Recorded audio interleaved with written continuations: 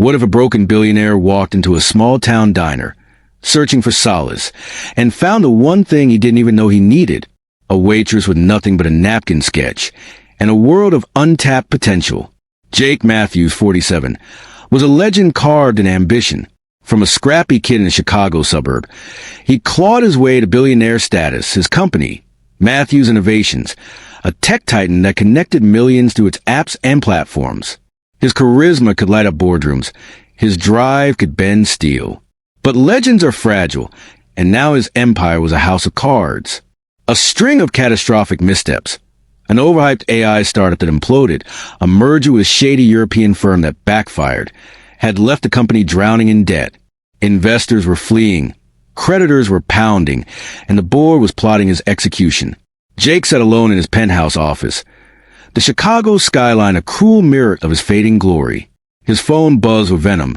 Missed call. Claire, his wife, had walked out 3 months ago, taking their 16-year-old daughter, Lily, with her. Lily's last text, "Why don't you care?" was a dagger in his chest. Another notification. Board ultimatum. 48 hours to present recovery plan. The message was clear. Save the company or watch it be sold to vultures. His reflection in the glass desk showed a stranger. Graying temples, bloodshot eyes. A man unraveling under the weight of his own creation. The sterile glow of his office felt like a tomb. He grabbed his coat, slipping past his assistant's worried glances, and drove out of the city, the skyline fading like a broken promise. 30 miles later, he pulled into the cracked parking lot of the Silver Spoon, a diner in a forgotten town. Its neon sign flickered, and the air smelled of grease and nostalgia. Inside, red vinyl booths, a jukebox humming Johnny Cash, and a handful of regulars offered the anonymity he craved. Jake slid onto a counter stool, just another tired man in a rumpled suit, seeking refuge from a world that no longer made sense. Emma Carter, 29, moved through the diner with a grace born of necessity, her stained apron a badge of survival. She worked the night shift at the Silver Spoon for 5 years, ever since Tommy, her 4-year-old son, became her universe. The diner's $12 an hour wage and meager tips kept their one-bedroom apartment's lights on, but just barely. Emma's dreams of becoming a graphic designer were buried under diaper bills, daycare costs, and the relentless grind of single motherhood. Yet her spirit refused to break, her smile a quiet rebellion against a world that had never been kind. Foster care had forged Emma's resilience. Shuffled between homes where she was more burdened than child, she'd found solace in art, sketching on napkins, doodling in library books, crafting digital designs on borrowed computers. She designed logos for local shops, flyers for church bazaars, even a website for a neighbor's bakery, all unpaid, all in stolen moments. Her portfolio, a folder of half-finished dreams, sat untouched on an old laptop, its fan wheezing like a tired sigh. Tonight, the diner was quiet, just Gus the trucker nursing coffee in the corner and a new face at the counter, a man in a suit that screamed wealth, despite its wrinkles. Emma slid a menu his way. "Coffee?" she asked, her voice warm but guarded. "Black," he muttered, eyes fixed on the counter. "Keep it coming." She poured, studying him. He wasn't a regular, too polished, too broken. "Rough night?" she ventured, wiping down the counter. Jake snorted, a bitter edge to it. "Rough life." Emma didn't pry. She'd seen enough lost souls to know when to listen and when to nudge. "Sometimes, the answers are simpler than we think," she said, almost to herself. "Maybe you need to step back, see the bigger picture." Jake's head snapped up, her words slicing through the fog in his mind. He laughed, but it was hollow. Simple? Nothing simple anymore. Emma shrugged, refilling Gus's mug. Simple doesn't mean easy, but overcomplicating things just digs a deeper hole. Her words clung to him like damp clothes. For an hour, he watched her work, bantering with Gus, humming along to Patsy Cline, her movement steady despite the late hour. She was a stranger, yet her presence felt like a tether to something real, something he'd lost. When he left, he dropped a $50 bill on the counter, far more than the coffee's cost, and drove back to the city, her voice echoing. See the bigger picture. Morning brought no mercy. The boardroom was a battlefield, and Jake was outgunned. Richard Hale, the chairman, leaned forward, his voice like a guillotine. 48 hours, Jake. A recovery plan, or we sell to the highest bidder. Your call. The room was a sea of grim faces. Investors he'd once dazzled. Partners who'd once trusted him. Now, they saw liability. Jake's team scrambled all day, pitching recycle ideas. Cost cuts, new product lines, desperate mergers. Nothing stuck. By evening, panic clawed at him, his mind a tangle of regret and fear. He thought of Lily, her unanswered texts piling up. Why don't you ever call? And Claire, her voice cold on her last call. You chose your company over us. The weight of it nearly crushed him. He couldn't face his empty penthouse, its silence louder than any boardroom argument. The city felt like a cage, its lights too bright, its noise too loud. He drove back to the Silver Spoon, the neon sign a faint beacon in the dusk. Emma was there, balancing plates and a smile, Tommy coloring in a booth nearby, his crayons scattered like tiny bursts of hope. When she saw Jake, she raised an eyebrow. Back already? Coffee again? Jake nodded, then hesitated. Last night, you said something about the bigger picture. What did you mean? Emma paused, wiping her hands on her apron. I just meant, sometimes we're so deep in the mess, we forget what we're fighting for. What's the heart of it? The thing that keeps you going. Her question hit like a thunderbolt. What was he fighting for? The company? His pride? His legacy? He didn't know anymore. Over a burger and endless coffee, they talked. Jake kept his story vague. No billionaire confessions. But Emma shared hers, raising Tommy alone, the foster homes that shaped her, the dreams she'd buried to survive. Her honesty was a mirror, reflecting a man who'd lost his way. Jake felt something shift, a crack in the walls he'd built around his heart. As he left, he tipped another $50, her words ringing in his ears. What's the heart of it? The next morning, Jake's team presented a dozen half-baked ideas, each one weaker than the last. The board's deadline loomed like a storm cloud, and desperation gnawed at him. Sitting in his office, he replayed Emma's words. She'd seen through his chaos with a clarity no consultant or executive could match. Maybe she had more to offer, something to pull him back from the brink. He drove back to the Silver Spoon that evening, heart pounding. Emma was wiping down tables, Tommy scribbling with crayons, his tongue poking out in concentration. Jake didn't waste time. I need your help, he said, voice raw. My company is about to collapse. You said something about the bigger picture. I need to know what you meant. Please. Emma froze, caught off guard. She wasn't used to being taken seriously, especially by a man who, despite his rumpled suit, carried the air of someone important. I'm just a waitress, she said, hesitant. I don't know your world. You know more than you think, Jake insisted. Last night, you said it's about what matters. I'm losing that. Help me see it. Emma glanced at Tommy, then back at Jake. His desperation was real, and she recognized the fear in his eyes, the same fear she'd felt when she couldn't pay rent, when Tommy was sick with no insurance. Okay, she said finally. I've done some design work. Small stuff, branding, campaigns for local businesses. It's not much, but sometimes it's not about the product. It's about the story you tell. Jake leaned forward, his eyes intense. What kind of story? Emma grabbed a napkin and a pen, sketching as she spoke. Something human. People don't buy tech. They buy feelings. Trust. Connection. If your company's in trouble, maybe it's because you've lost that. Show them who you are, not just what you sell. She slid the napkin over. A rough logo with soft, inviting curves, a tagline. Connect what matters. Jake stared at it, his mind racing. It was simple, bold, everything his company had forgotten in its chase for profit. Do you have more? He asked, voice urgent. Emma bit her lip, uncertainty flickering. I've got some mock-ups at home. Just ideas I played with for fun. But they're not polished. Show me, Jake said, almost pleading. Please.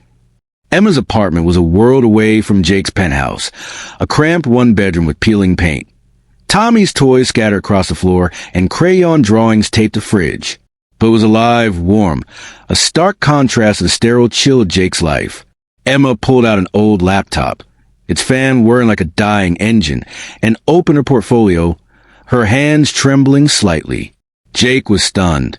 There were logos for local cafes, flyers for community events, a website mock-up for a bakery, and then a full branding campaign for a fictional tech company, vibrant, human, innovative. It was everything Matthews Innovations had lost in its race for profit.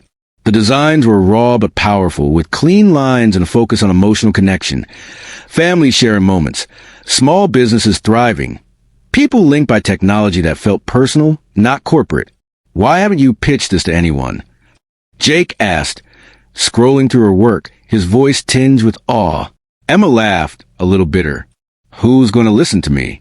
I'm a waitress, not a designer. No degree, no connections. Just this. You're wrong, Jake said, his voice firm. This is exactly what I need. He asked her to refine the campaign for Matthews Innovations. Emma hesitated. Tommy was a priority, and this felt like a risk. But Jake's sincerity, his raw need, broke through her defenses. They worked through the night, Emma sketching, Jake brainstorming, their ideas blending into something powerful. A campaign that didn't just sell tech, but told a story connection. Of people over profits. Tommy slept on the couch, a blanket tucked around him, his soft snores a quiet rhythm in the background. But there was a shadow over their collaboration. Emma sensed Jake was holding something back, a guarded edge to his enthusiasm. She didn't press, but the doubt lingered. Could she trust the stranger with her ideas, her dreams? She'd been burned before by foster parents who promised care, by bosses who promised raises. Trust was a luxury she couldn't afford. The boardroom was a powder keg, and Jake was lighting the fuse. He stood at the head of the table, his team behind him, the board's eyes boring into him. Richard Hale's voice was cold. This better be good, Jake. Jake took a breath, Emma's napkin sketch burning a hole in his pocket. He presented her campaign, his voice steady despite the stakes. The new logo flashed on the screen, the tagline, "Connect what matters," bold and clear. The ad showed real people, families, entrepreneurs, students, using Matthews Innovations tech to build lives, not just by products. It was a departure from the company's sleek, soulless image, and Jake could feel the room's skepticism. We've been chasing numbers, he said, his voice rising with conviction. But we forgot why we started this. To make lives better. To connect people. This is how we do it. This is who we are. He didn't mention Emma. Fear had gripped him. The board would never take a waitress's work seriously, would see his reliance on her as weakness. So he let them believe the campaign was his, a decision that felt like a stone in his chest, heavy and cold. Silence hung heavy. Then Richard leaned back, his expression unreadable. One shot, Jake. Don't screw it up. The campaign launched the next week, a blitz across social media, billboards, and TV. The response was electric. Customers shared stories of how Matthews Innovations tech had helped them, grandparents video calling grandkids, startups thriving on their platforms, students learning through their apps. Sales ticked up 15% in the first week. Investors called, cautious but intrigued. The company wasn't saved yet, but it was breathing, its pulse steady for the first time in months. 6 months later, Matthews Innovations was clawing its way back. The campaign had sparked a wave of goodwill, with sales up 40% and new contracts rolling in. Jake was still CEO, but he was different, humbler, more grounded. He'd started calling Lily every day, their conversations awkward but healing. He met Claire for coffee, apologizing for years of neglect, promising to be a better man, a better father.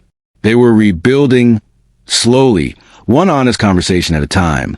But success came with a shadow. Jake hadn't told the board about Emma. He presented her campaign as his own, a betrayal born of fear and pride. The guilt gnawed at him, especially when he saw her designs everywhere, on billboards, in ads, on the company's revamped website. He saw Emma's face in every tagline, every logo, and it haunted him like a ghost. He went back to the Silver Spoon one evening, a check in his pocket, $150. 000, a consulting fee for her work. Emma was behind the counter, Tommy coloring in a booth, his crayons a riot of color. Jake slid the check across. "This is for you," he said, his voice thick. "For saving my company."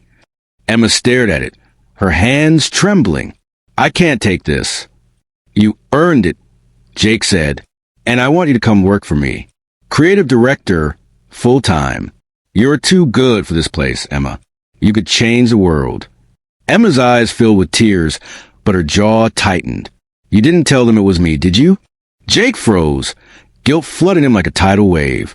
I didn't think they'd listen. I was trying to protect the idea." "You protected yourself," Emma said, her voice sharp, cutting through the diner's hum. "I trusted you with my work, my dreams, and you took credit for it." She pushed the check back and walked away, leaving Jake standing there, the weight of his mistake crushing him. He'd save his company, but at what cost? He saw Tommy glance up, his innocent eyes a mirror of Emma's pain, and the stone in Jake's chest grew heavier. For weeks, Jake wrestled with his guilt. The campaign's success soared. Sales were up 60%. Investor confidence was returning, and the board was calling a miracle. But it fell hollow.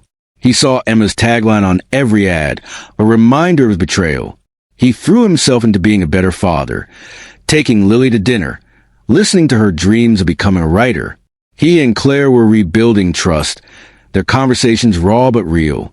But Emma's words, "You protected yourself," echoed louder than any boardroom victory. He started visiting the Silver Spoon again, not to talk but to watch, to understand the woman he'd wronged.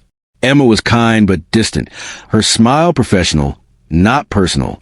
Jake knew he'd broken something fragile, something he hadn't realized he valued until it was gone.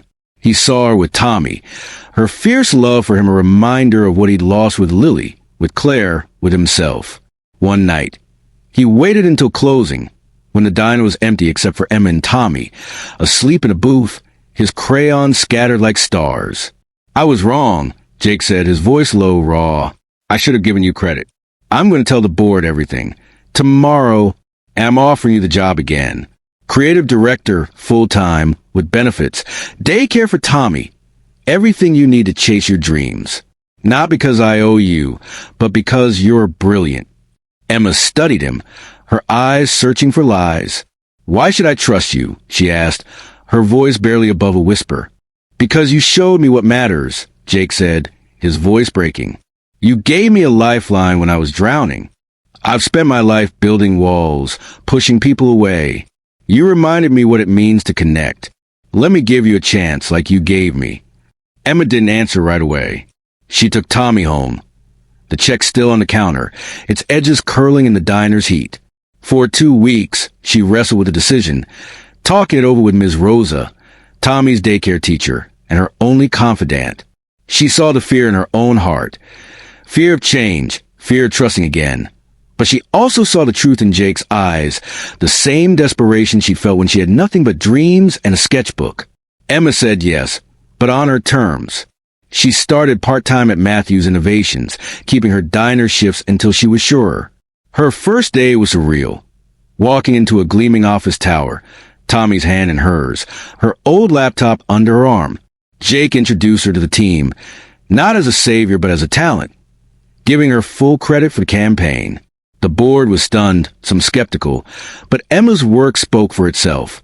Her designs were already reshaping the company's image, and her ideas, fresh, human, bold, sparked new projects, from community-focused apps to partnerships with small businesses. Jake made good on his promise. At the next board meeting, he stood before them, his voice steady but vulnerable. "The campaign that saved us wasn't mine. It was Emma Carter's.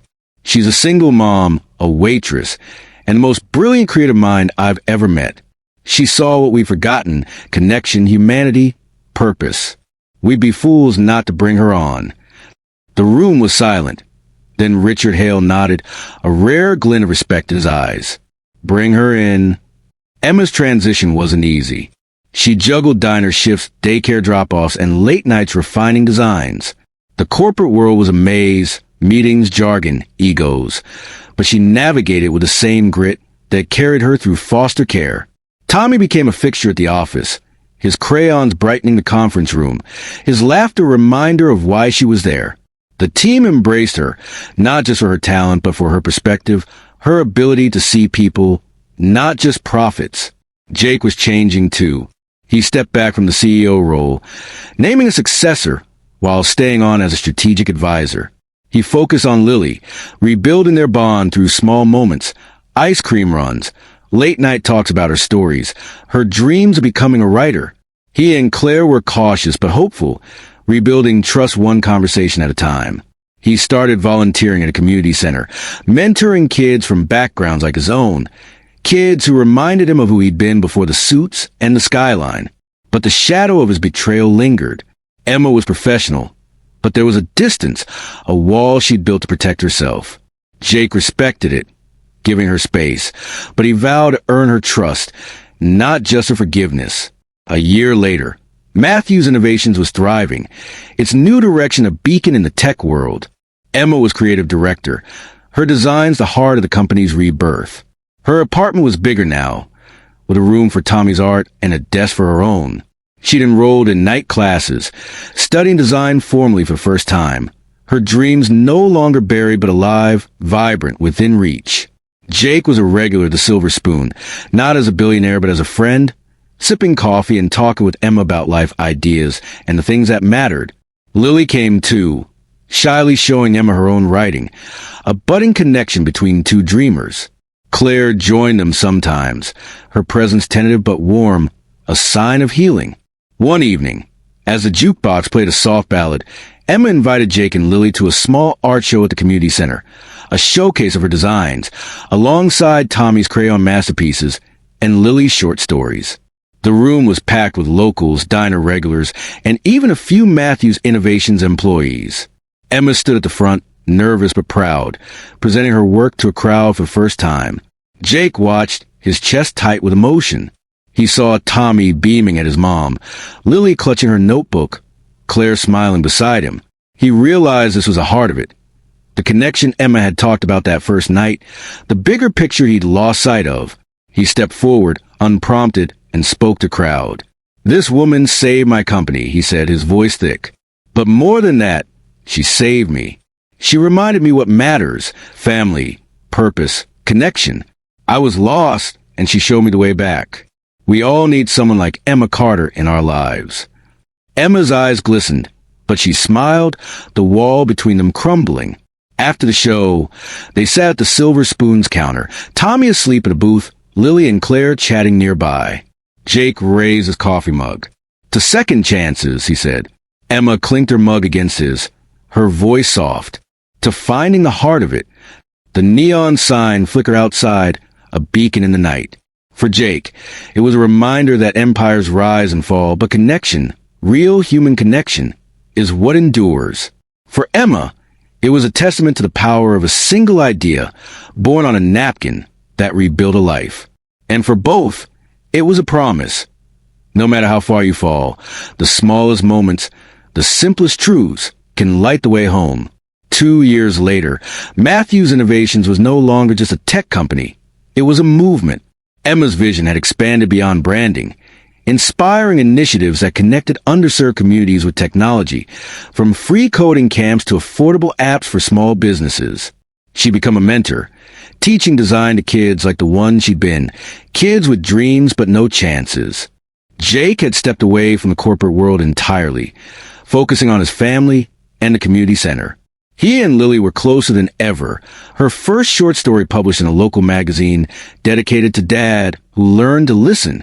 Claire and Jake were remarried in a quiet ceremony, Emma and Tommy among the guests, their presence a quiet testament to the ties that bound them. The Silver Spoon remained a touchstone. Jake and Emma met there monthly, their coffee chat a ritual of reflection and hope. One night, Emma framed a napkin sketch, hanging it in her office at Matthews Innovations, a reminder the night a broken billionaire walked into her diner and everything changed. As they sat at the counter, the jukebox playing a familiar tune, Emma looked at Jake. "You know, I never thought a napkin could change my life." Jake smiled, his eyes soft. "And I never thought a waitress could change mine." They laughed, the sound mingling with the diner's hum, a symphony of second chances. The neon sign glowed outside, a beacon for the lost, the dreamers, the fighters. For Jake and Emma, it was a reminder that the heart of any empire, whether a company or a life, is built on connection, trust, and the courage to start again.